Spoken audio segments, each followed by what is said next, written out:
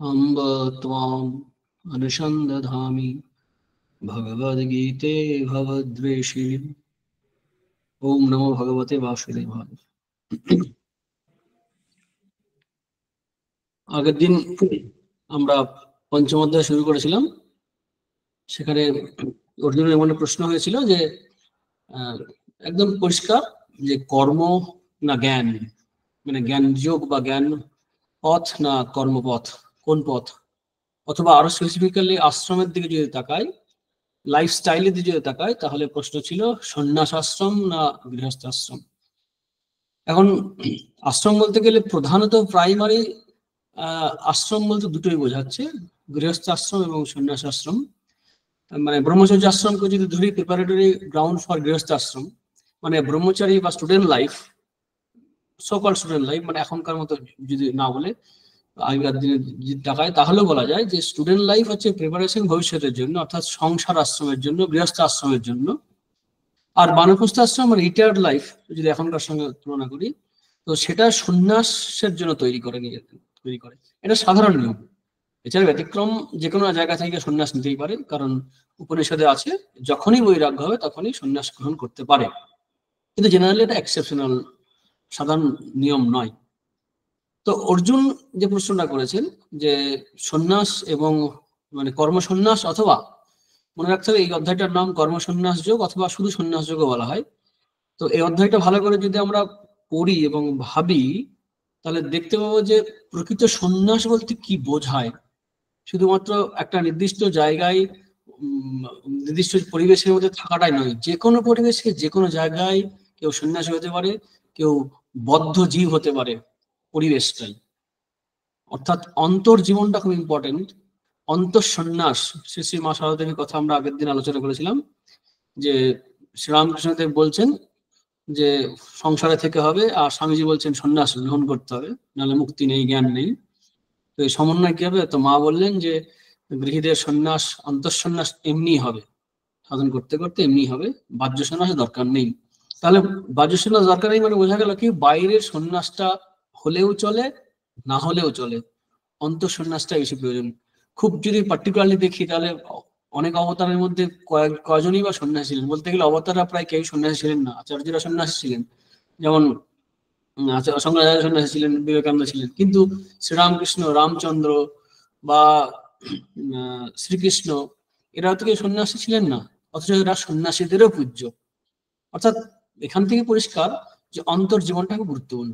কিন্তু যদি সেটা যদি বাদ দিয়ে আমরা ভাবি, তাহলে বাস্তব ক্ষেত্রে কি দাঁড়াচ্ছে? শ্রীকৃষ্ণ উত্তর দিলেন, আমরা আগের দিন আলোচনা করেছি যে সন্ন্যাস এবং কর্ম মধ্যে কর্ম হচ্ছে খুব গুরুত্বপূর্ণ। তয়স্তু কর্ম সন্ন্যাসাৎ কর্মযোগ বিশেষ্যতে, মানে কাজ না করার চেয়ে কাজ করা ভালো, এবং সেই কাজ করার সময় যোগ অবলম্বন করা। আর একটা কথা আগের দিন বলা হয়নি, পরে মনে হয়েছিল, যে কাজের একটা মাধ্যম, একটা আয়নার মতো, ওখানে টেস্ট করা যায় আমার মন কত আসক্ত, কত বিরক্ত বিষয়ে, সংসারের জগতে, মানুষের সঙ্গে সম্পর্কে, ফলে আসক্তি কি রকম আছে। তারপরে কর্মযোগীর যে সমস্ত দোষ ত্রুটিগুলো ধরা পড়ে, নিজের অনেক কিছু দোষ ধরা পড়ে যায়। যে অনেক সময় যে ভালো কাজ করে, যে ভালো কাজ করে না, তার প্রতি বিরক্তি আসে। যার জীবন খুব শুদ্ধ, মানে খুব ভালো ডিসিপ্লিন লাইফ, যাদের ডিসিপ্লিন লাইফ নয়, তাদের প্রতি একটা অবজ্ঞা দৃষ্টি, একটা ঘৃণার মতো উন্নাসিকতা, উদাসীনতা বলছি না, উন্নাসিকতা, উদাসীনতা ভালো সাধনা, কিন্তু একটা খারাপ চোখে দেখা, এই কাজের ক্ষেত্রে কিন্তু এই কর্মীদের মধ্যে এই বিভেদ তৈরি হয়। অন্যের কর্মের দোষ ত্রুটি ধরা, আচরণের দোষ ত্রুটি ধরা, এতে কিন্তু কর্মযোগীর বা কর্মীদের কিছু কুঅভ্যাস থাকে, সেগুলো নজরে পড়ে যায়। কর্মযোগ বা কর্মপথ হচ্ছে সবচেয়ে বেশি নিজেকে টেস্ট করা যায়, এই জায়গাটা আগের দিন বলা হয়নি। কর্মযোগের অধিকাংশ মানুষ হচ্ছে সাধারণভাবে খুব কম জনই থাকে যারা এই দেহাত্ম বুদ্ধি থেকে মুক্ত এবং তাদের কর্ম না করলে চলবে না। এমনকি যারা দেহাত্ম বুদ্ধি নেই, তারাও কর্ম করছে, কিন্তু হয়তো তিনি করছেন না, কিন্তু দেহ এবং মন সবসময় কাজ করছে। যেখানে এই কর্মে অকর্ম, অকর্মে কর্মদর্শন আমরা চতুর্থ অধ্যায়ে আলোচনা করেছি। তো সেই কারণে কিন্তু যাদের প্রস্তুতি হয়নি, তাই এই যে কর্মসমুচ্চয়, অর্থাৎ জ্ঞান এবং কর্মের কর্মসমুচ্চয়, জ্ঞান এবং কর্মের সমুচ্চয় নয়, ক্রমসমুচ্চ অর্থাৎ কর্মের দ্বারা চিত্ত শুদ্ধি, এটা বারবার পরের শ্লোকগুলো আমরা পড়েছি, আরো পড়তে হবে ভবিষ্যতেও, যে কর্ম করতে হবে, কর্ম করতে করতে ফল ত্যাগ করতে হবে। সাধারণভাবে কর্ম করে ফল ত্যাগ করা কঠিন হয়, তাই ভগবানের প্রীতির জন্য কাজ করা বা কর্মফল ভগবানকে সমর্পণ করা, ঈশ্বরে সমর্পণ করা, এইভাবে কাজ করতে করতে, আমরা আজকেই পড়বো সেই শ্লোকগুলো কয়েকটা, তো তাতে কি হবে, আস্তে আস্তে ফলে আসক্তি ত্যাগ করা যাবে। আর আসক্তি ত্যাগ হয়ে গেলে তখন যোগ্যতা লাভ হবে, জ্ঞান যোগ্যতা লাভ হবে, তখন তার দ্বারা জ্ঞান লাভ হবে। এই আগের অবস্থায় কিন্তু অধিকাংশ ক্ষেত্রেই সাধকের কর্ম এবং সিদ্ধের কর্ম প্রায় একই কর্ম, কিন্তু পার্থক্য আছে। সে কর্ম করে কর্মে আসক্তি হয় না, আর সাধককে চেষ্টা করতে হয় আসক্ত না হওয়ার জন্য, হয় ভগবানের প্রীতির জন্য অথবা মনের জোরে, যদি শুধুমাত্র কর্মযোগী হন। ঈশ্বর যদি বাদ দেওয়া যায়, ঈশ্বরকে যদি এই প্রসঙ্গে আমরা আলোচনা না আনি, তাহলে নিজের আত্মশক্তিতে বলিয়ান হয়ে তাকে কর্মের ফল আকাঙ্ক্ষা চলবে না। খুবই কঠিন, খুবই খুবই কঠিন এটা। সেই কারণে ওই ভক্তি মিশ্রিত কর্ম করার কথাই বলা হয়। আর কর্মযোগের দর্শন ঠিক ঠিক বুঝতে গেলে জ্ঞান যোগটাও বোঝা খুব প্রয়োজন। কেন প্রয়োজন? জ্ঞান পথে আমরা দেখতে পাবো যে আমাদের যে দেহেন্দ্রিয় মন বুদ্ধি, এগুলো কিন্তু এগুলোই কাজ করছে। আত্মা বা চৈতন্য তা সে কিন্তু কর্ম করে না। দ্বিতীয় অধ্যায়ে আমরা আলোচনা করেছি তার মধ্যে অকর্তা, অভোক্তা, আত্মস্বরূপ, এবং তিনি যে কর্ম করেন না, ন হন্যাতে হন্যা মানে শরীরে হত হন না, এবং কাউকে দিয়ে হত্যা করানো না, এই যে বিষয়, অর্থাৎ তিনি কাজও করেন না, এই তত্ত্বগুলো জানা কর্মযোগীদেরও খুব প্রয়োজন। এছাড়া সত্য রজ তম গুণের ব্যবহার, প্রকৃতি, এগুলো জানা প্রয়োজন। তাই কর্মযোগ বুঝতে গেলে জ্ঞানযোগও বুঝতে হবে, এবং প্র্যাকটিস করতে গেলে সাধারণভাবে ঈশ্বর অর্পণ বুদ্ধিতে, অর্থাৎ আমরা দেখতে পাবো কি গীতাতে এটা সুন্দর মিলিয়েছে যে এই জ্ঞান কর্ম ভক্তি তিনটিকে মিলিয়ে চলতে হবে। জ্ঞান টার্গেট থাকবে, কাজ তো করতেই হবে, কোনো উপায় নেই, কাজ ছাড়া থাকা যাবে না। তৃতীয় অধ্যায়ে বলেছে এক মুহূর্ত কাজ ছেড়ে থাকা যায় না, নাহি কশ্চিৎ ক্ষণমপি জাত তিষ্ঠা কর্মকৃত, কাজ না করে থাকা যায় না। তাহলে এই কর্ম করতে গেলে স্বভাব যখন হয়ে দাঁড়াচ্ছে সবার যে কর্ম করা, তাহলে কর্ম করতে হবে, ফল ভগবানের সমর্পণ করতে হবে।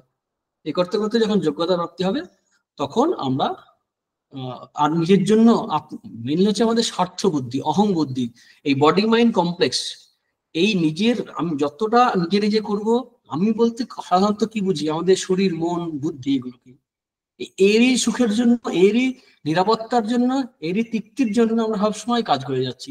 হয় এর সুখের জন্য, নাহলে এর সাস্টেনেবিলিটি, অর্থাৎ যাতে ধ্বংস হয়ে না যায় শরীরটা, তার জন্য চেষ্টা করছি। নিজের মনের সংরক্ষণ বা সুরক্ষা বা মনের সুখ বা আনন্দের জন্য সবসময় আমরা এই যে চেষ্টা চলছে নিরন্তর, এটা আমাদের জীবন।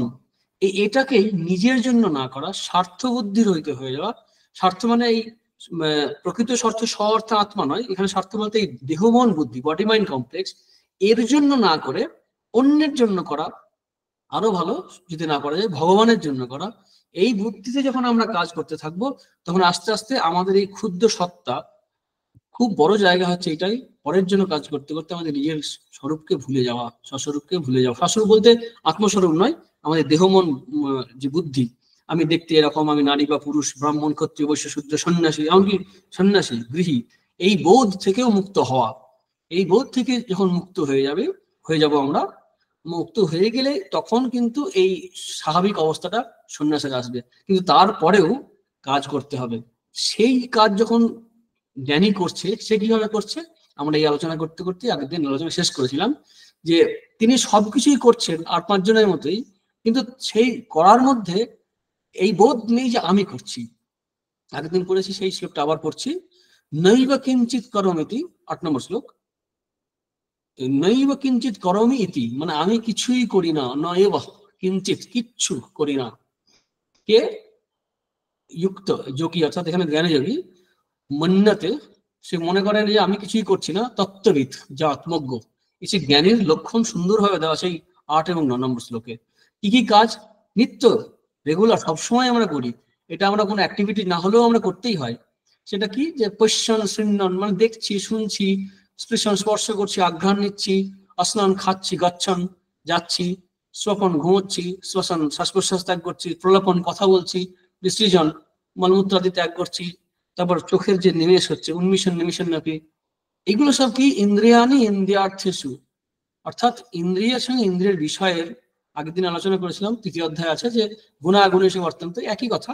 অর্থাৎ এই গুণ দিয়েই তো তিন গুণ পঞ্চভূতে তৈরি, সেই তিন গুণে যেমন ইন্দ্রিয়গুলো তৈরি, তেমনি ইন্দ্রিয়ের ভোগের বিষয়গুলো তৈরি। তাই গুণে গুণে মিলিয়ে যায়, গুণে গুণে মত্ত হয়ে থাকে, কিন্তু সেখানে চৈতন্য আত্মা কোনোভাবেই যুক্ত হয় না। ইন্দ্রিয়ানি ইন্দ্রিয়ার্থেষু বর্তন্তে ইতি ধারয়ন, তিনি এইটা ধারণা করেন, হচ্ছে জ্ঞানীর অবস্থা। এখন প্রশ্ন হচ্ছে, জ্ঞানী যদি না হয় তাহলে তার জন্য কোনো আসার কোনো বাণী নেই, কোনো পথ নেই।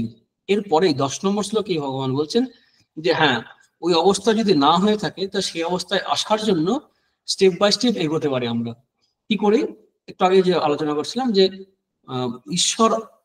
ঈশ্বরের জন্য কাজ করা, এই দেহ মনের জন্য কাজ না করে, নিজের জন্য কাজ না করে অন্যের জন্য করা। অন্যের প্রতি আমাদের অতটা ভালোবাসা শ্রদ্ধা থাকে না হয়তো, সবচেয়ে বেস্ট ভগবানের জন্য কাজ করা। তাই বলছেন এই ব্রহ্ম শব্দের অর্থ অনেকে ঈশ্বর করেন, কখনো আত্মা করা হয়, সচ্চিদানন্দ সর্বব্যাপী যে।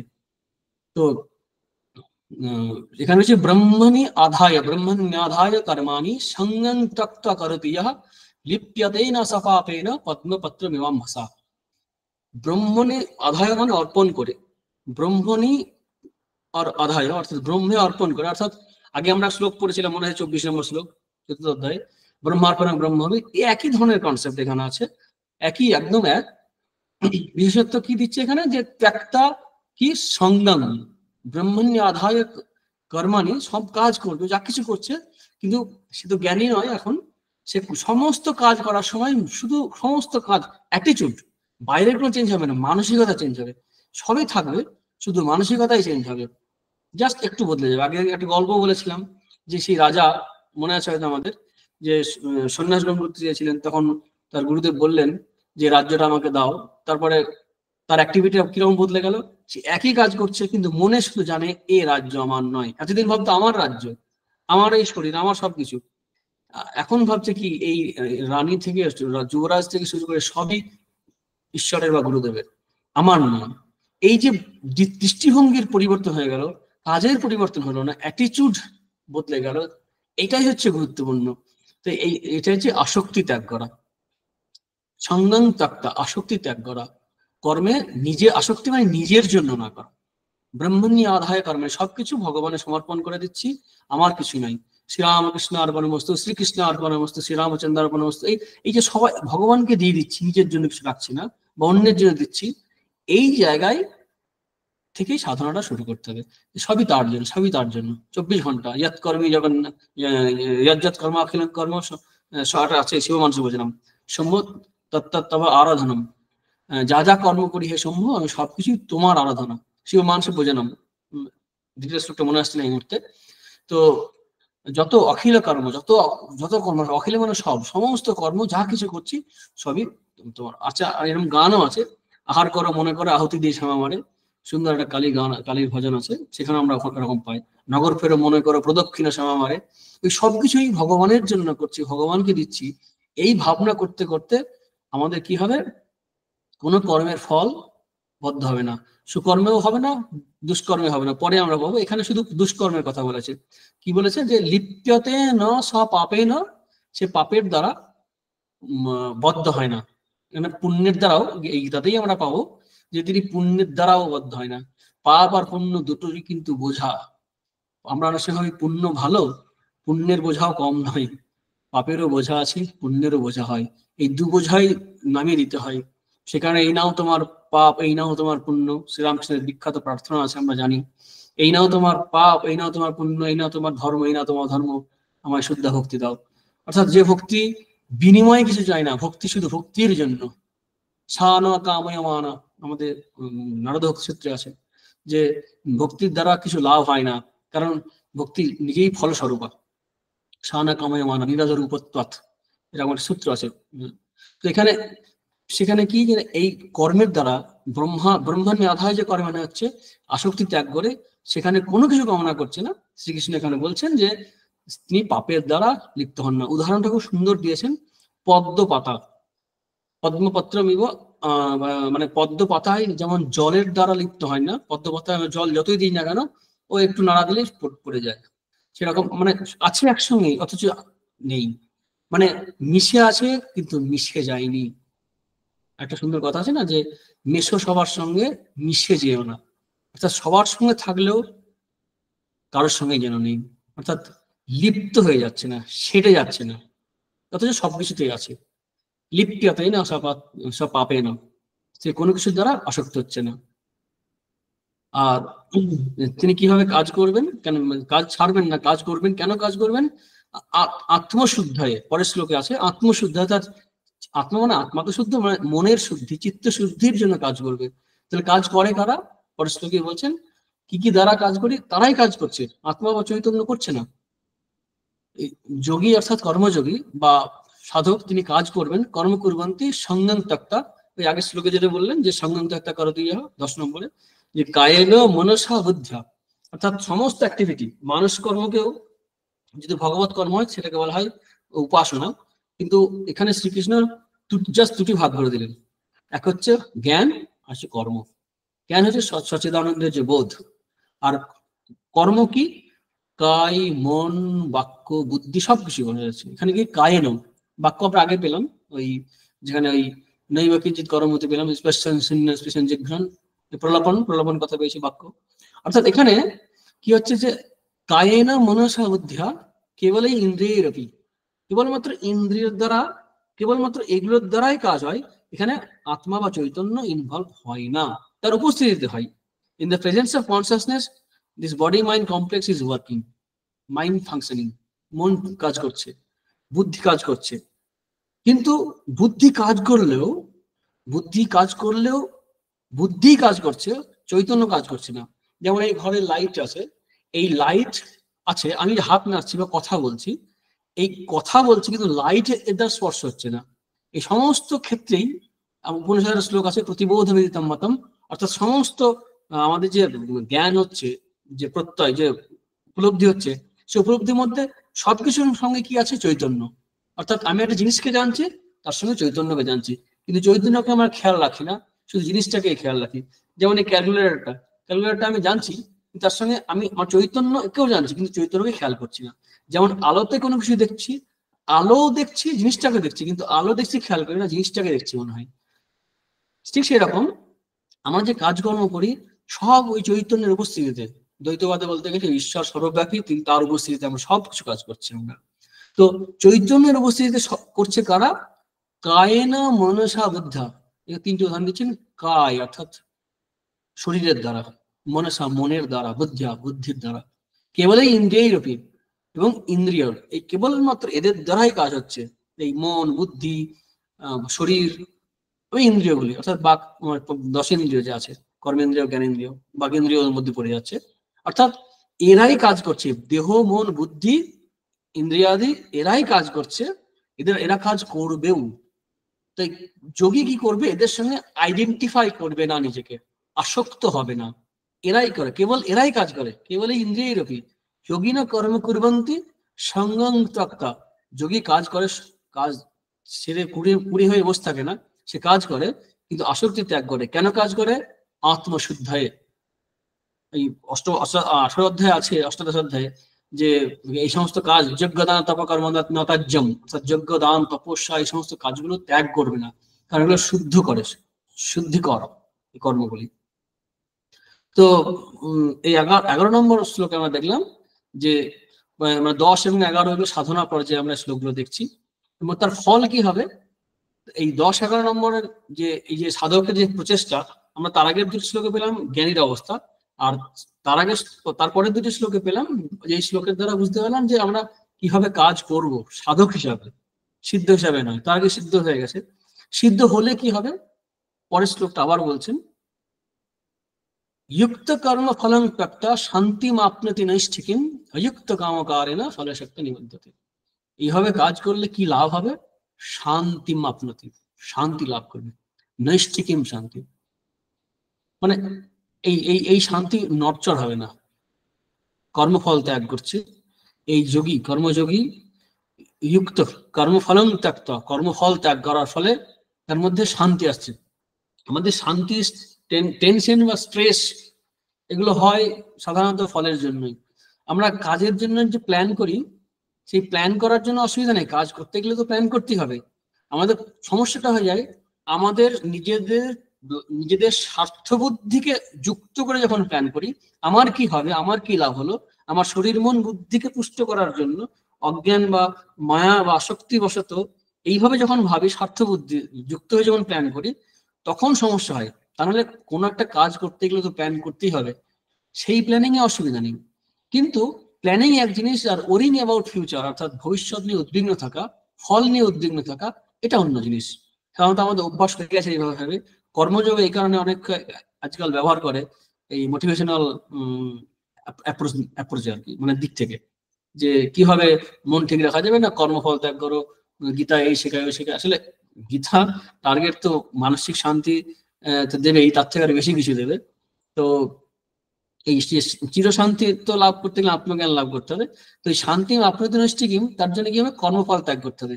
এই ফলের আসক্তি, ফলের চিন্তাই তো আমাদের সবচেয়ে বেশি ডিস্টার্ব করে। সাধারণত কি আমাদের মন অতীতে চিন্তা করে, নাই ভবিষ্যতে চিন্তা করে। অতীতে চিন্তা যা করেছি, ভবিষ্যতে ভুল করেছি বা ঠিক করেছি সব মিলিয়ে।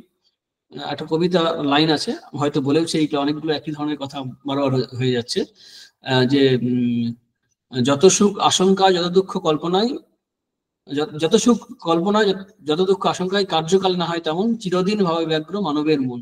অর্থাৎ যত সুখ হয় কল্পনায় হয়, দুঃখ হয় আশঙ্কায়, কিন্তু বাস্তবে কিছুই অতটা হয়তো হয় না। মানে একটা অপারেশন হবে বা একটা কিছু হবে, আগে ভেবে ভেবে ভেবে চিন্তা করতে করতে এত দুঃখ পেয়ে যায়, বাস্তবে কিন্তু অত দুঃখ হয় না, সুখ তাই, কার্যকালে না হয় তেমন, চিরদিন ভাবি ব্যগ্র মানবের মন। এই যে ব্যগ্র হওয়া, এই যে উদ্বিগ্ন হওয়া, এই উদ্বিগ্ন হওয়া, ব্যগ্র হওয়াটা নষ্ট করে দেবে যদি কর্মযোগ টেকনিক আমরা প্র্যাকটিস করি। শান্তি মাপনত নৈষ্ঠিকিম, এখানে তো ভগবান পরিষ্কার বলেন যে একদম নৈষ্ঠিকিম শান্তি, মানে এই শান্তি নড়চড় হবে না, সেই শান্তি লাভ করবে।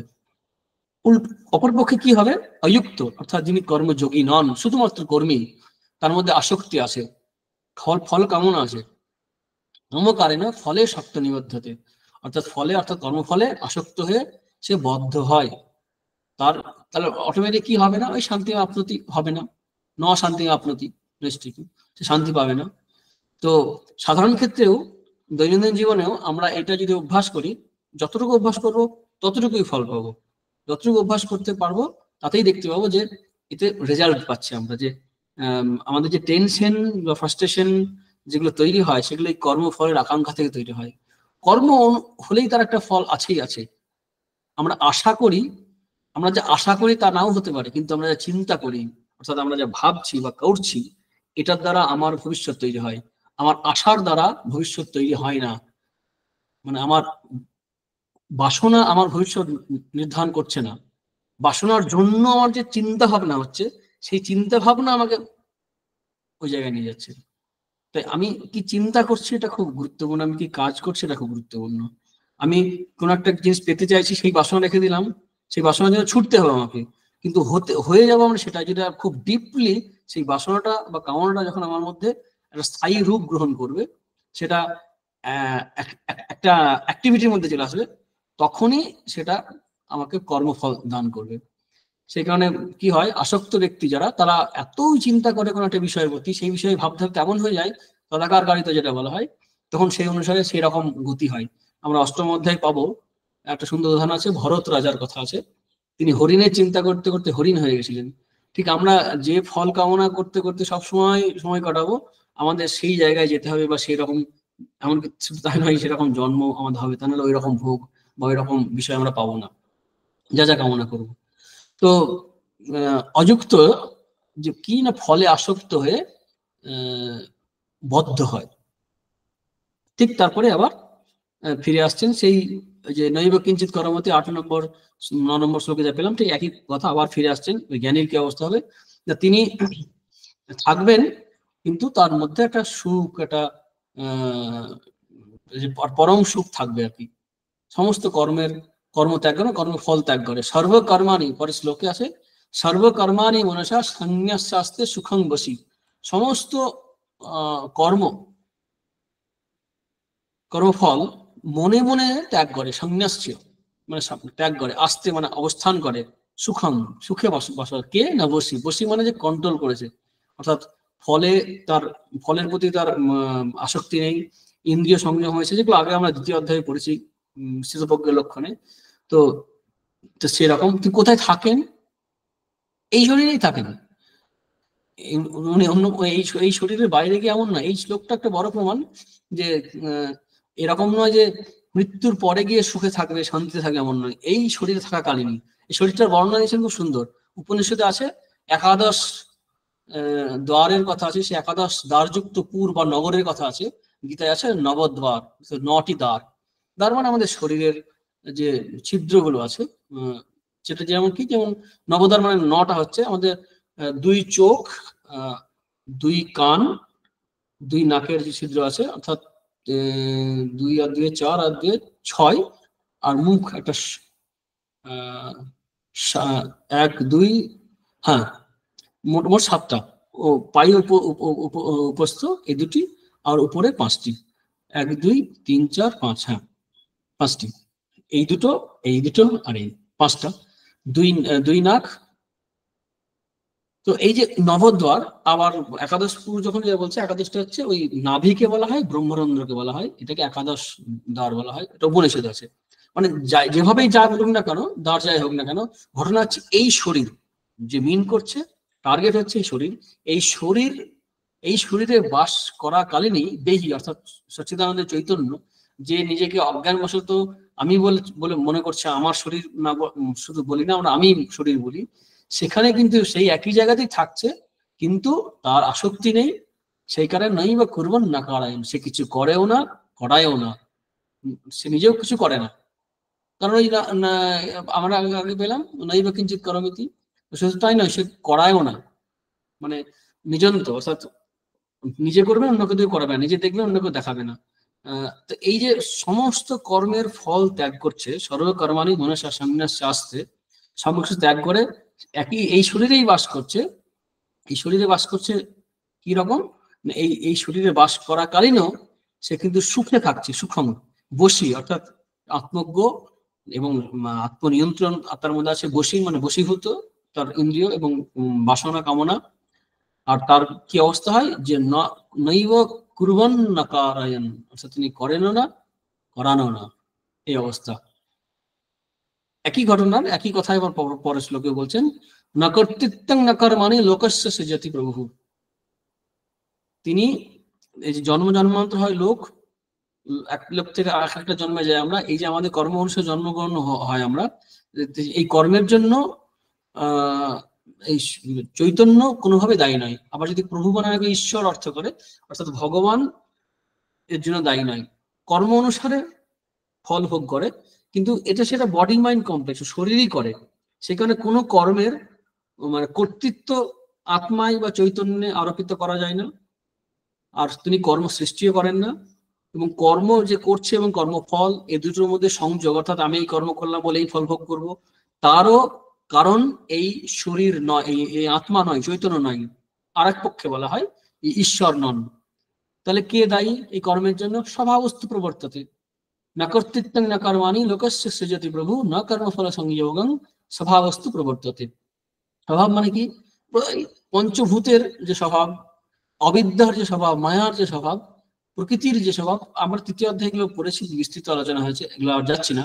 তো এই মানে এই যত কর্ম হচ্ছে তার সেই কর্মের কর্তৃত্ব এবং কর্ম ফল ভোগ করার জন্য বিভিন্ন লোকে গমন, অর্থাৎ যা কিছু হোক না কেন, বা কর্মফল সংযোগ যেটা, অর্থাৎ এই কর্মে এই ফল হবে, এই যে যোগ হয়ে যাওয়া, যোগ করে দেওয়া, কর্মফল পাওয়া, এই কোনোটার সঙ্গে লিপ্ত হয় না সচ্চিদানন্দ প্রভু। ঈশ্বরকে বলে ঈশ্বর, আর এক অর্থে বলা হয় এই চৈতন্যকেও প্রভু বলা হয়, স্বামী, অর্থাৎ সচ্চিদানন্দ আমাদের প্রত্যেকের যে স্বরূপ, প্রত্যেকের স্বরূপ। তো সেই এই কোনোভাবেই এই চৈতন্য লিপ্ত হয় না। তাহলে কে করে কাজকর্ম? কে করে? কর্তৃত্ব কার? স্বভাব, প্রকৃতি, স্বভাবস্তু প্রবর্ততে। তার জন্য এই সচ্চিদানন্দ কর্মের যে ফল, সেই ফল ভোগ করে না। তার জন্য তার পাপ বা পুণ্য কিছুই আসে না। এই আগে আমরা বলেছিলাম না, পদ্মপত্রে যেন লিপ্ত হয় না, লিপ্যতে ন স পাপে ন, পাপেতে লিপ্ত হয় না, এই শ্লোকে আমরা পেয়ে যাচ্ছি পরের শ্লোকে 15 নম্বরে, যেখানে পুণ্যের দ্বারাও লিপ্ত হন না। না আদত্তে ন আদত্তে না আদত্তে কস্যচিৎ পাপং ন চৈব সুকৃতং বিভু। সুকৃতং, সুকৃতং মানে হচ্ছে পুণ্য, আর পাপং তো বলিয়ে দিল। না আদত্তে কস্যচিৎ পাপং, এই চৈতন্য সচ্চিদানন্দ, এবং যদি ঈশ্বর ভাবে, ঈশ্বর দ্বৈতবাদে ঈশ্বর বা চৈতন্য কেউই, এখানে চৈতন্যই বলি আমরা এখন, এই যে আমাদের যে স্বরূপ, সেই স্বরূপে কিন্তু পাপও লিপ্ত হয় না, পুণ্যও লিপ্ত হয় না, গ্রহণ করে না। না আদত্তে কস্যচিৎ পাপং, কোন রকমের পাপ, আর যদি ঈশ্বরকে ভাবি, ঈশ্বর কারোর পাপ ঈশ্বরকে স্পর্শ করে না, পুণ্যও করে না। তাহলে কি হয়, ওই প্রকৃতি মায়াতে বদ্ধ করে ফেলে। তাহলে কি আমাদের সচ্চিদানন্দ স্বরূপ আছে, তাহলে কষ্ট পায় কেন? আমাদের সচ্চিদানন্দ স্বরূপ আত্মজ্ঞান না হওয়ার জন্য, আমাদের আবরণে ঢাকা থাকার জন্য আমরা জানতে পারি না। মনে করে আমি কাজ করছি, আমি ফল ভোগ করছি, আমার বাপ হচ্ছে, আমার পুণ্য, পুণ্য হচ্ছে আমি পুণ্য করছি। তাই বলছেন এদের ঢেকে দেয় কি না, অজ্ঞান না আবৃতং জ্ঞানম, অজ্ঞানের দ্বারা জ্ঞান আবৃত থাকে। কোন জ্ঞান না, আমি যে এই কাজ করি না, এতদিন যে এতক্ষণ যে আলোচনা করা হলো যে নৈব কিঞ্চিৎ কর্মতি, জ্ঞানের যে অবস্থা, যে কর্ম জ্ঞান, মানে জ্ঞান হলে জানা যায় যে আত্মা অক্রিয়, কোনো কর্ম করে না। সচ্চিদানন্দ চৈতন্য তিনি বিভু, বিভু মানে সর্বব্যাপী, এক শরীর নেই, সমস্ত শরীরে সমস্ত জীবের মধ্যে দিয়ে আমি আছি। সচ্চিদানন্দ আমি সর্বব্যাপী, আমার উপস্থিতিতে, চৈতন্যের উপস্থিতিতে সবকিছু হচ্ছে, অথচ আমি লিপ্ত হচ্ছি না। এই জ্ঞান আবৃত থাকে, এবং সেই আবৃত থাকার জন্য কি হয়, মুহ্যন্তি, তারা মোহগ্রস্ত হয়ে পড়ে। এই যে অর্জুন মোহগ্রস্ত হয়ে গেছে, অন্যেরাও মোহগ্রস্ত হয়ে গেছে, কারা? জন্তবাহ। এই জন্তু শব্দটা এখানে এখানে দারুণ শব্দ ব্যবহার করেছেন, জন্তু মানে বারবার পুনরপি জন্মাং পুনরপি মরণ, বারবার জন্মাচ্ছে, সেই কারণে জন্তু, জন্ম ধাতু, অর্থাৎ জন্মাচ্ছে। কারা? এই জীব, এই সমস্ত জীবকে জন্তুর সঙ্গে তুলনা করা হয়েছে।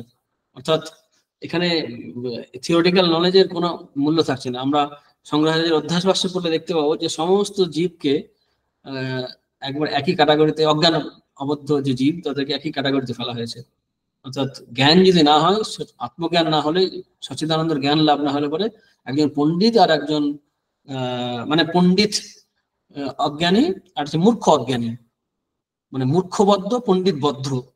তো এই ঠিক ঠিক অনুভূতি যদি না হয়, অর্থাৎ অজ্ঞানের যদি ঢাকা থাকে, তাহলে মোহগ্রস্ত হবেই।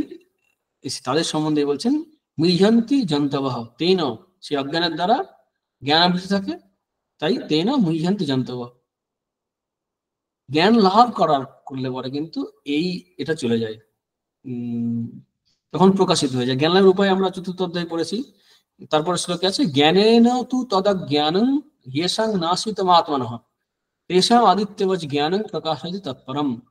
জ্ঞানং প্রকাশয়তি তৎপরম, জ্ঞানং মানে হচ্ছে যে জ্ঞান, সচ্চিদানন্দ স্বরূপের যে জ্ঞান, এই জ্ঞান লাভ করার উপায় আমরা চতুর্থ অধ্যায় পড়েছি। তদ্বিদ্ধি পরিপাতনে পরিপ্রশ্নে সেবয়া, আর অনেক কিছু বলেছেন। তো এই জ্ঞান কি হবে, প্রকাশ করে দেবে কাকে? তৎপরম মানে সেই ভগবানকে বা আত্মস্বরূপকে, সচ্চিদানন্দ স্বরূপকে। তৎপরম মানে সেই পরমকে, অর্থাৎ চৈতন্য সত্তাকে জ্ঞান প্রকাশিত করে দেবে। কিরম প্রকাশিত করবে?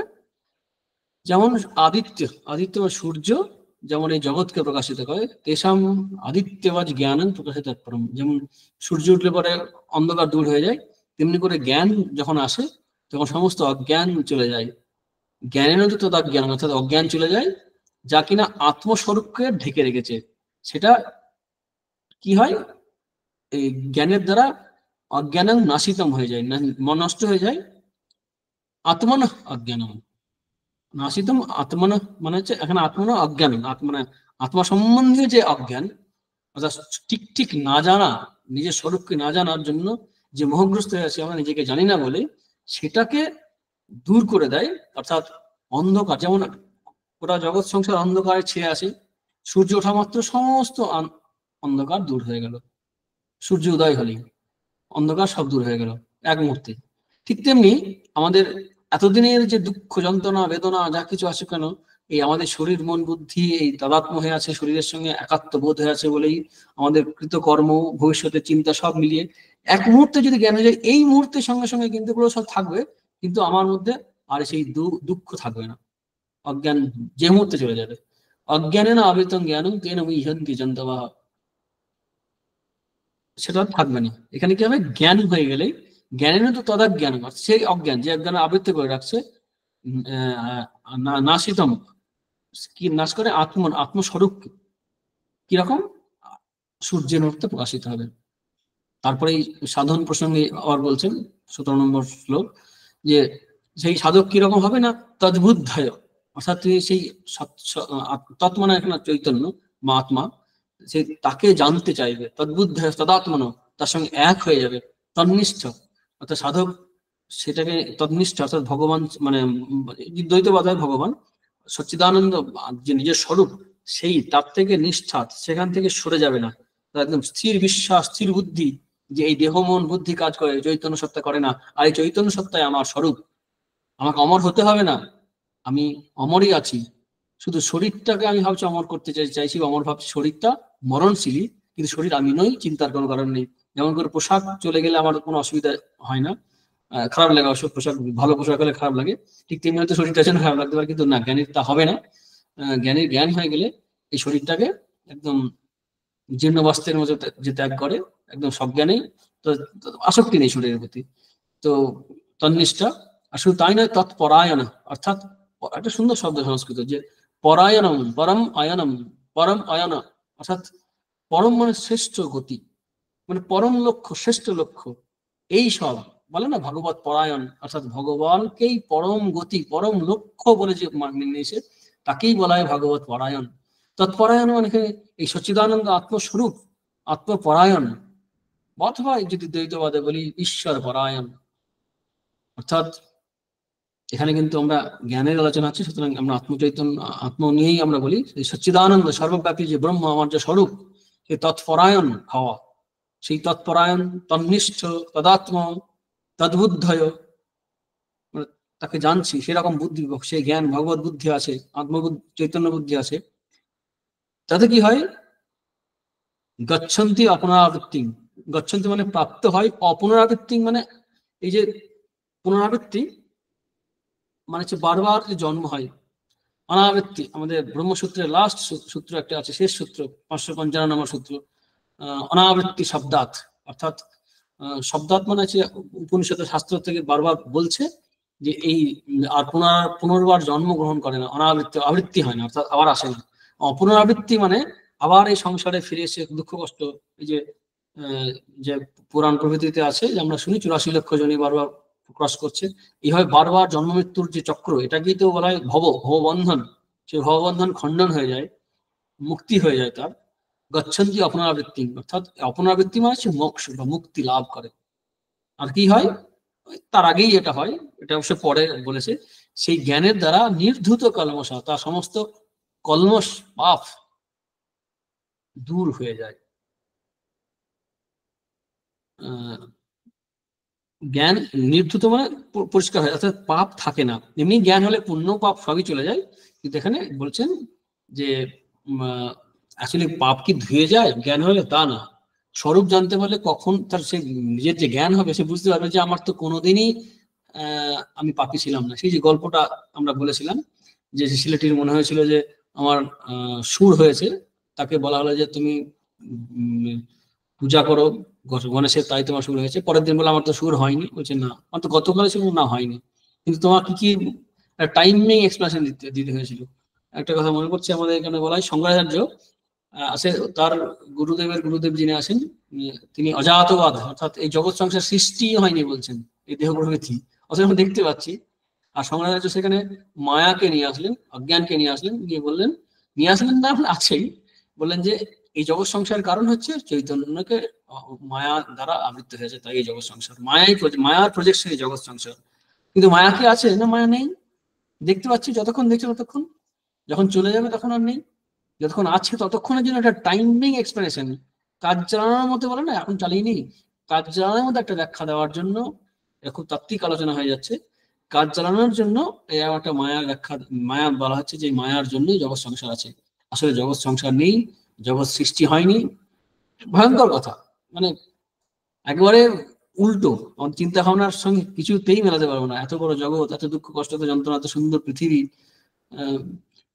সেখান থেকে অন্তরিক্ষ থেকে বহুদিন থেকে ফিরে আসছেন সুনিতা উইলিয়ামস, এই সুন্দর পৃথিবীর প্রতি টান ভালোবাসা যে বর্ণনা আমরা শুনবো, বলবো, বা আমরা যে রাত্রের দিনে যে চন্দ্র দেখছি, তারা দেখছি আকাশে, এই সুন্দর পৃথিবী থাকবে না?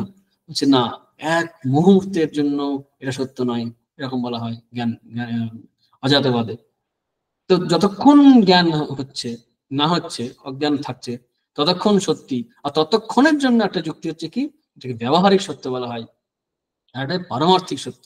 ব্যবহারিক দিক থেকে জগৎ সত্য, এটা জ্ঞান জ্ঞান যে পথের যে আলোচনা, সেই অনুসারে আলোচনা হচ্ছে। তো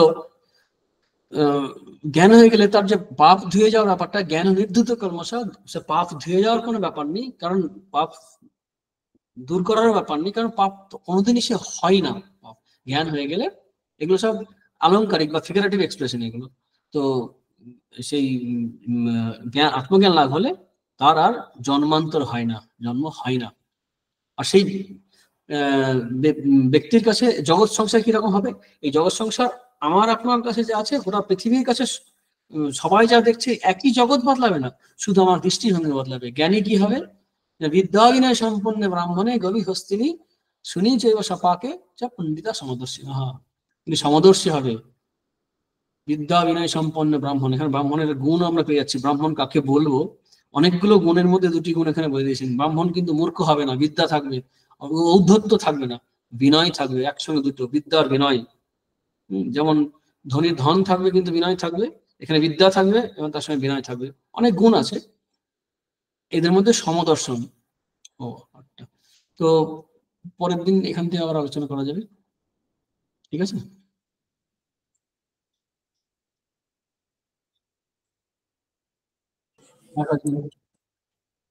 আমরা মহারাজের এত সুন্দর এতক্ষণ ধরে গীতার আলোচনা শুনছিলাম।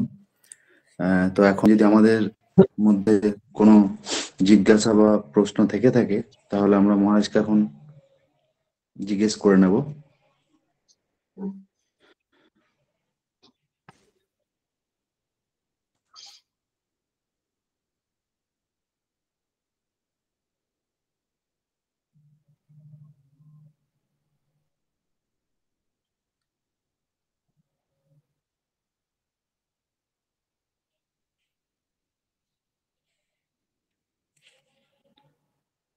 মহারাজ প্রণাম। মহারাজ, আমার একটু জিজ্ঞাসা ছিল যে আমরা পঞ্চম অধ্যায়ের 12 নম্বর শ্লোকে পড়লাম, যুক্ত কর্মফলম ত্যক্ত্বা শান্তিম আপনতি নৈষ্ঠিকীম। তো এখানে বলা হয়েছে কর্মফল ত্যাগের দ্বারা শান্তি পাওয়া যায়। হ্যাঁ, তো আমরা তো তার আগেও বলেছিলাম যে এই কর্মফল প্রভৃতি যদি ত্যাগ করা যায় তাহলে পরে দুঃখ নিরোধ হয়। তো দুঃখ নিরোধ বলতে আমরা সুখও বলি।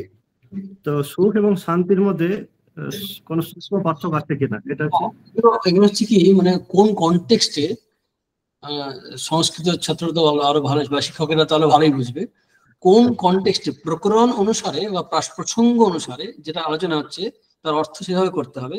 এখন শান্তি শব্দটা কোথায় ব্যবহার করছে, সুখ শব্দটা কোথায় ব্যবহার করছে, যেমন এখানে আমরা পেলাম, আমরা 12-র পরে 13 নম্বরে পেলাম সুখং। সুখং আসতে অর্থাৎ সুখে বাস করে। আর তার আগে আমরা 12 নম্বরে দেখছি যে শান্তি আপন নৈষ্ঠিকীম। দুটো তো একই হওয়ার, মানে টার্গেট তো একই, অর্থাৎ কর্মফল ত্যাগ করছে যিনি, তার সম্বন্ধেই তো বলা হচ্ছে। 12 এবং 13 নম্বর একই ব্যক্তিকেই বলা হচ্ছে। ওই মাঝে একটা লাইন বাদ যাবে, অযুক্ত কামকারে না, অযুক্ত কামকারে না মানে বদ্ধ, তার কথা বলা হচ্ছে না। কিন্তু এই যুক্ত কর্মফল ত্যাগটা প্রথম যে লাইনটা আছে এবং লাস্ট, তারপরে একটা লাইন বাদ দিয়ে, অর্থাৎ ওই শ্লোকের সেকেন্ড লাইনটা বাদ দিয়ে তার পরের শ্লোকের প্রথম লাইন এবং পরের লাইন দুটোকে দেখি, সব এক জায়গায় করে দেখি, তাহলে কি দেখবো যে সুখম বসি যেটা আছে সেখানে কিন্তু দেখছি কি না, এই সুখম আসতে সুখে বসবাস করছেন, সুখ অবস্থান করছেন। আবার শান্তি আপনি নৈষ্ঠিকীম, এখানে সুখ আর শান্তিকে এক করে দিয়েছেন ভগবান, তাই না? হ্যাঁ মহারাজ, এই প্রকরণে মোটামুটি একই রকম অর্থ বোঝাচ্ছে। হ্যাঁ, এখানে এক হচ্ছে। কিন্তু সাধারণভাবে আমরা ব্যাখ্যা করি কি, সুখ বলতে আমরা বুঝি এই টেম্পোরারি যে দেহ, যে ভোগ থেকে ইন্দ্রিয়ের সঙ্গে বিষয়ের সংস্পর্শে সুখ হয়, সেটাকে সুখ বলে আমরা। আর শান্তি বলে আমরা এসব থেকে দূরে থাকি, ঝঞ্ঝাটের মধ্যে নেই, কোনো একদম শান্তি, ঝামেলা টামেলা নেই, আমরা সাধারণভাবে এটা ভাবি।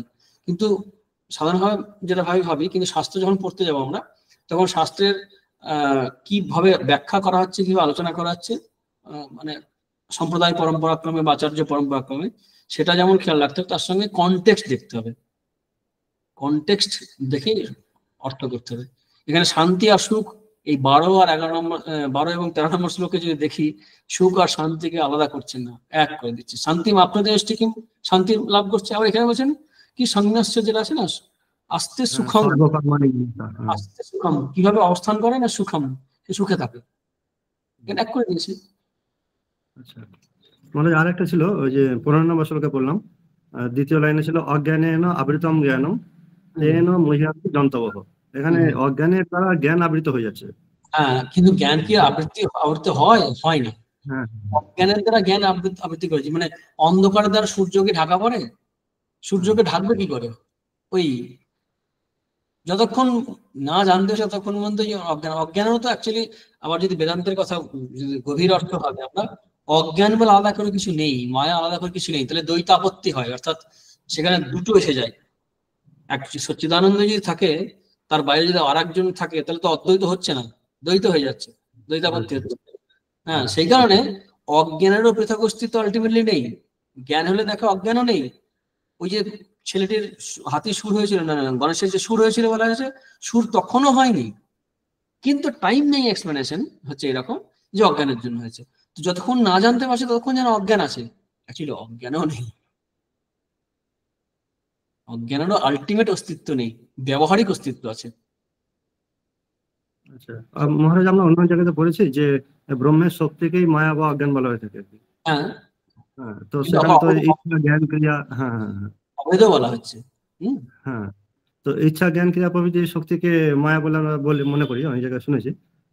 তো যদি জ্ঞান শক্তিকে মায়া বলি আমরা, তাহলে তো ব্রহ্ম যদি স্বরূপে মানে একমেব দ্বিতীয় রূপে থাকেন, তাহলে তো সেখানে আমরা জ্ঞান স্বরূপকে পাচ্ছি, তার জ্ঞানের অবস্থাটাকে পাচ্ছি ব্রহ্মের মধ্যে, সচ্চিদানন্দ স্বরূপের মধ্যে আছে, কিন্তু ওই না জানা, হ্যাঁ শুদ্ধ মুক্ত আছেই, মানে জ্ঞান হলে তখন জানবে। এই যে আমরা এখন যে কষ্ট দুঃখ পাচ্ছি, তখন যখন জ্ঞান হবে, আত্মজ্ঞান হবে, তখন দুঃখ পাচ্ছি এই পাস্ট টেন্সও থাকবে না, মানে পেয়েছিলামও মনে হবে না।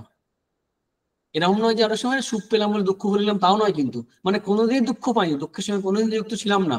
আমি সচ্চিদানন্দ স্বরূপ, আমার জন্মই হয়নি, আমি কখনো বদ্ধই ছিলাম না, আমি সাধকও ছিলাম না। এটা অনেক অনেক উঁচু অবস্থা, মানে সাধকের ভগবত কৃপায় এই মায়ার দ্বারা ভগবান নিজে বদ্ধ হয়ে যান, এমন বদ্ধ হয় জগৎ সংসার ছেড়ে দিচ্ছে হয় না, ভগবানও এই মায়ার টানে আসেন। এই মায়ার দুটো দিক আছে অবশ্যই, পজিটিভ আর নেগেটিভ, মানে বিদ্যামায়া অবিদ্যামায়া বলা হয়। একটা বাঁধে আর একটা বন্ধন খুলে দেয়। একটা যে বাঁধে একটা মায়া, যেমন এই গীতা ক্লাস বা সাধন ভজন করা, এটাও মায়ার মধ্যে হচ্ছে, মায়া দূর করার জন্য এক প্র্যাকটিস, সেটা কিন্তু হ্যাঁ বিদ্যামায়া। অবিদ্যামায়া হচ্ছে কি, অবিদ্যা অজ্ঞান হচ্ছে কি, যেটা এই ভোগের দিকে, পঞ্চ ইন্দ্রিয়ের ভোগের জন্য আরো দূরে নেমে যাচ্ছে নিচে, এইটা হচ্ছে অবিদ্যামায়া। দুটি আছে, কিন্তু এই মায়াতেই বদ্ধ হচ্ছে, মায়াতেই মুক্ত হচ্ছে। আলটিমেটলি কি দেখবে না, নিরোধন জানাচোৎপত্তির আছে, বিবেচনাতে আছে, এতেও আছে, কারিকাতেও আছে, গোবিন্দবাদের যে আছে না ওই মান্ডুক্য কারিকা, সেখানে ওই শ্লোকটা আছে যে মুক্ত কেউ নেই, বদ্ধ কেউ নেই, সাধক কেউ নেই, সিদ্ধ কেউ নেই, নিত্য শুদ্ধ বুদ্ধিমত্ত আত্মা, মানে জাস্ট অদ্ভুত অদ্ভুত।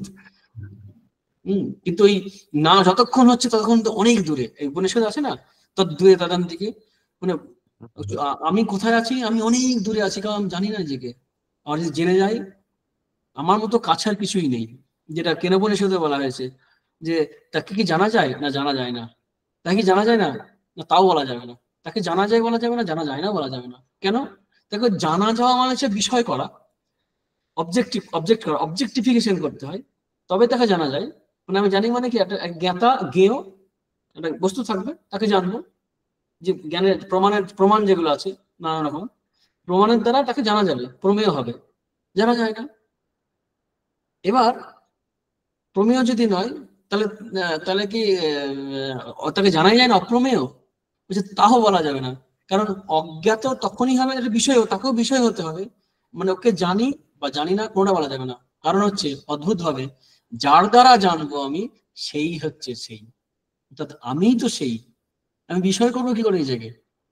আমি বিষয় হতে পারছি না। এই বিষয়ীকরণ সম্ভব নয় বলেই এই জানি না বা জানি দুটোর কোনোটাই ঠিক ঠিক বলা যায় না। কারণ ফর্চুনেটলি বা আনফর্চুনেটলি আমি সেই, সোহাম, আমি সেই কারণে এগুলো ভাষার লড়াই চলবে, কিন্তু ওই সবকিছুতেই আছে। ওই অনেক দূরে আছে অজ্ঞানের জন্য, আবার জ্ঞানের জন্য কাছে তো নেই। কাছেই বা বলবো কি করে? আমিই তো সেই, আমার কাছে আবার কি? আমার কাছে নয়। মানে পরম ভক্ত জ্ঞান হলে দেখে আমি কৃষ্ণ, যেমন গোপীদের হয়েছিল না যে অত্যন্ত বিরহে ভগবত তন্ময়তার এত প্রবল এসে গেল, তাদের মধ্যে অনুভূতি হলো একবার যে আমরাই কৃষ্ণ, এই বোধ হয়েছিল, ভক্তিমার্গে হয়েছিল। জ্ঞানের তো এটাই বলা হচ্ছে যে তার ঐশ্বর্য বা উপাধিগুলো চলে যায়, এমনকি সৃষ্টি স্থিতি প্রলয়কর্তা এই উপাধি চলে যায়, আর জীবের ক্ষুদ্রত্ব উপাধি চলে যায়, গিয়ে তারও সেই বোধ হয় সোহম, আমি সেই, আহম ব্রহ্মাস্মি, এই যে অনুভূতি হয়, তখন তার কাছে পরিষ্কার হয়ে যায়। ঠিক আছে? আচ্ছা মহারাজ। তাহলে তো আমি সেই যখন বলছি, তাহলে তো আমিও সেই মুহূর্তে সেই জ্ঞানের বিষয় হলাম, মানে সেই অবজেক্টিভ হলাম, মানে না, পারমানেন্ট হয়ে গেলাম। ওটা হচ্ছে না, ওটা হচ্ছে না। ওখানেই বলাচ্ছে বোধে বোধ করা। এইটা নিয়ে সংগ্রাচার্য দুপাতা লিখেছেন, মানে একটা শ্লোক আছে, প্রতিবোধ বিহিতমত অমৃতাং বিন্দতে আত্মনা বিন্দতে বিরিজম বিদ্যা। ওটা শ্রীরামকৃষ্ণের ভাষায় বলা হয় বোধে বোধ করা, সপ্রকাশ হওয়া। স্বামী বিবেকানন্দ বলছেন সপ্রকাশ হবি, স্বামী সংবাদ আছে।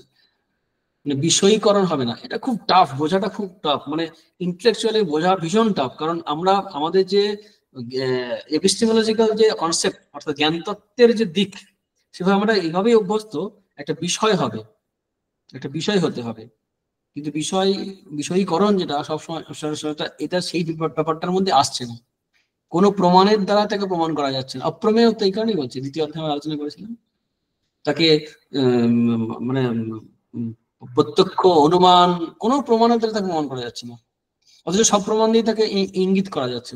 ওই স্বস্বরূপ বোধ হবে, কি হয় না, যা হয় তাই হয়, যার হয় তার হয়, একটা আভাস দিয়ে শাস্ত্র ছেড়ে দিচ্ছে। শাস্ত্র বলতে পারছে না। শ্রীরামকৃষ্ণ এই কারণে একটা সুন্দর কথা বলতেন যে সবকিছু উচ্ছিষ্ট হয়ে গেছে, ব্রহ্ম উচ্ছিষ্ট হয় নাই। উচ্ছিষ্ট হয় নাই মানে হচ্ছে মুখে বলতে পারেনি, স্বরূপটা বলতে পারেনি কিরকম। মানে তাকে এক যে বলবে, একও বলা যাবে না, কারণ দুই বোধ, মানে নিউমেরিক্যাল যে সেন্স, সংখ্যা বোধ তা থাকবে না, সেখানে একও বলা যায় না। অদ্বৈত, তবে কি জিরো, শূন্যবাদ? না, শূন্যও নয়, আছে, শূন্য হতেই পারে না। সেখানে কোনো কথাবার্তা থাকে না, কোনো ইন্টারাকশন থাকে না, ট্রানজাকশন থাকে না। কার সঙ্গে কি কথা বলবে? দ্বিতীয় নেই তো। ভয় পাওয়ারও যেমন কিছু নেই। ওই আমরা আলোচনা করে যাবো অনুভূতির হওয়ার আগে পর্যন্ত আভাস ইঙ্গিতে বুঝতে পারবো যে ব্রহ্মজ্ঞরা এরকম অবস্থায় থাকেন, এই অবস্থায় থাকেন কিছু। এই কারণেই আমাদের সবচেয়ে বড় কথা হচ্ছে কি, আমাদের যখন কনফিউশন হলো না পথ কি, তখন এই বলুন না মহাজনা জেনাগত পন্থা স্মৃতায় বিভিন্ন, হ্যাঁ, মানে নাসৌ মনির এসছে মতাং না ভিন্ন, প্রত্যেকটা একদিন একটা মত বলে গেছে। তাহলে ব্যাপারটা, তাহলে প্র্যাকটিক্যাল আমাদের কি উপায়? এই সেই উপলব্ধিমান পুরুষদের সঙ্গ করা, সৎসঙ্গ, মহৎ সঙ্গ, নারদ ভক্তিসূত্র আছে, মহতের সঙ্গ করা, সৎসঙ্গ, উপলব্ধিমান পুরুষের সঙ্গ করা, এই মানে শীতপ্রজ্ঞ এদেরকে দেখা, এটাই খুব ইম্পর্টেন্ট। তাদের জীবন দেখে জীবন তৈরি করা, তাদের জীবনের, আমাদের সেই কারণে গুরুমুখী বিদ্যা বলা হয়। শুধু ইন্টেলেকচুয়ালি পড়লে আমাদের কিছু হবে না। সৎসঙ্গ, সাধুসঙ্গ এগুলো বলে কেন, এই কারণেই বলা হয়। কারণ এই বিদ্যাটা হচ্ছে শুধুমাত্র বুক লার্নিং নয়, একেবারেই নয়। শুধু বই থেকে জ্ঞান হবে না, এটা পরম্পরাক্রমে আসে, সেই কারণে গুরুমুখী বিদ্যা। মোহাম্মদ এ বিষয়ে খুব সুন্দর একটা শ্লোক আছে, ওই সৎসঙ্গতে নিঃসঙ্গত্বম, নিঃসঙ্গত্বে নির্মহত্তম, নির্মহতত্বে নিশ্চলিতত্বম, নিশ্চলিতত্বে জীবন মুক্তি। জীবন মুক্তি হলো শ্লোক, ঠিক ঠিক। আচ্ছা মহারাজ, আমাদের খুব মানে একাডেমিক খুব স্ট্রং আলোচনা হয়ে যাচ্ছে। ঠিক আছে, প্রশ্ন উত্তর ঠিক আছে, পরিষ্কার হলে ভালো। আর কোনো প্রশ্ন কারো?